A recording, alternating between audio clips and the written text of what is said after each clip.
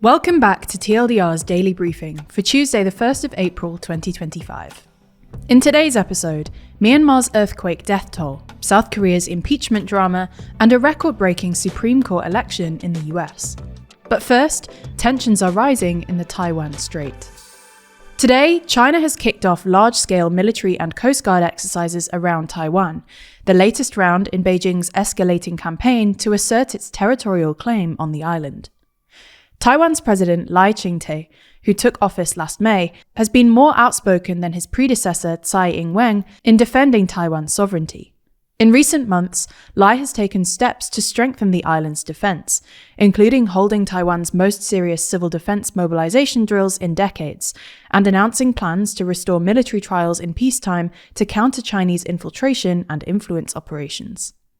Last month, he called China a hostile foreign force and proposed measures to combat Chinese espionage and infiltration, angering the Chinese government, which has, in response, called him a separatist and a parasite.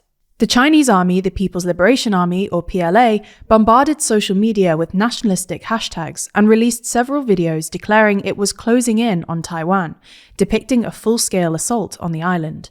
Another graphic shared by the military depicted Lai as an insect being roasted over an open fire. The PLA routinely sends aircraft and ships near Taiwan, conducting what they term combat readiness patrols.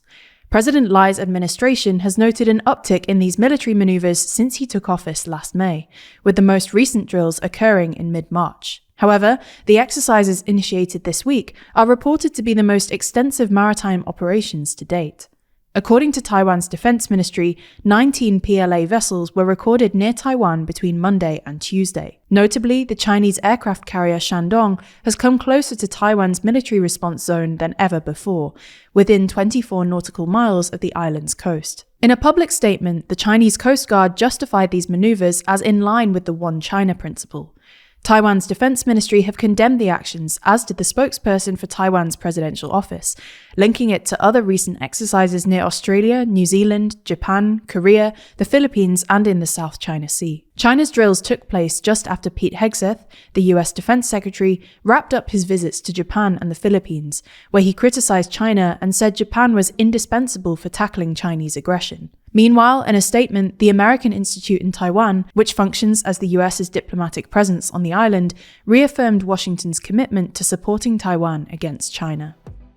You're listening to TLDR's Daily Briefing. If you want more explainers on what's happening in the world, then you should check out TLDR's other channels. Today, we released videos on Turkish President Erdogan's troubles and the UK government's fiscal rules. You can find those videos linked in the description or show notes for this episode, or by searching for TLDR on YouTube or Nebula. Days after a devastating earthquake hit war-torn Myanmar, the death toll from the disaster has surpassed 2,700 people. The full extent of the damage caused by the 7.7 magnitude quake is hard to assess, as it left many areas across Myanmar without power and telephone connections, and damaged roads and bridges. In a report on the earthquake, the UN Office for the Coordination of Humanitarian Affairs said, in the hardest hit areas, communities struggle to meet their basic needs, such as access to clean water and sanitation, while emergency teams work tirelessly to locate survivors and provide life-saving aid. Meanwhile, in neighbouring Thailand, rescuers in the capital Bangkok continue to search through the ruins of an under-construction skyscraper that collapsed during the earthquake, but acknowledge that the odds of finding survivors is slim. An Israeli airstrike has killed 4 people in the southern suburbs of Lebanon's capital, Beirut, the second such strike in 5 days, adding further pressure on the fragile ceasefire that was struck last year. The strike reportedly killed Hezbollah official Hassan Badir and 3 others, including a woman. South Korea's Constitutional Court will finally deliver its long-awaited ruling on President Yoon Suk-yeol's impeachment this Friday, the 4th of April at 11 a.m. local time. The verdict will come almost 4 months after Yoon was impeached by the National Assembly, following his short-lived imposition of martial law in early December, which sparked a prolonged and ongoing political crisis in the country. If the court overturns Yoon's impeachment, he will be returned to the presidency to serve the remainder of his term through to May 2027. However, if his impeachment is upheld, Yoon will be fully removed from office, and new presidential elections will be held within 60 days. And finally, today is Election Day in the US state of Wisconsin, as voters go to the polls in a state Supreme Court race that has turned into a proxy battle for national politics and is a key litmus test on the first few months of Donald Trump's second term in office. The election is to a seat on the Wisconsin Supreme Court and provides an opportunity for conservatives to flip the court's 4-3 liberal majority. The Republican-aligned candidate, Brad Schimmel, has been backed by President Trump, Elon Musk, and others. Musk has thrown himself into the race, as groups affiliated with Musk have spent at least $18.2 million backing Schimmel, and Musk has personally campaigned in the state and controversially handed out several million-dollar checks to voters as part of his push. The Democratic-aligned candidate, Susan Crawford, has been backed by the likes of Barack Obama and has received donations from billionaires including George Soros. As a result of the massive spending on both sides, exceeding $90 million in total, the contest is said to be the most expensive court race on record in the United States. That's all for today. We'll be back with you tomorrow, so make sure you're subscribed wherever you listen. In the meantime, if you want to support the show, then consider grabbing a copy of our physical magazine, Too Long.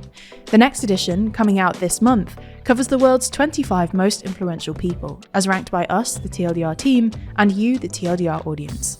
Inside, we unpack who these influential people are, explain how they got their influence, and tell stories about how they choose to wield this immense power.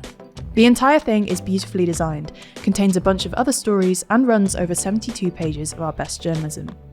If you're interested, you can use the code TLDRDaily at checkout to get £2 off your copy, which brings the cost of a subscription down as low as £5.99. Buying Too Long helps to fund all of our journalism, so make sure you do check it out. You can find the link in the podcast description. This was a TLDR news production, hosted by Georgina Findlay, written by Nadja Lovadinov and Rory Taylor, and produced by Scarlett Watchorn. Thanks for listening, and we'll be back again tomorrow.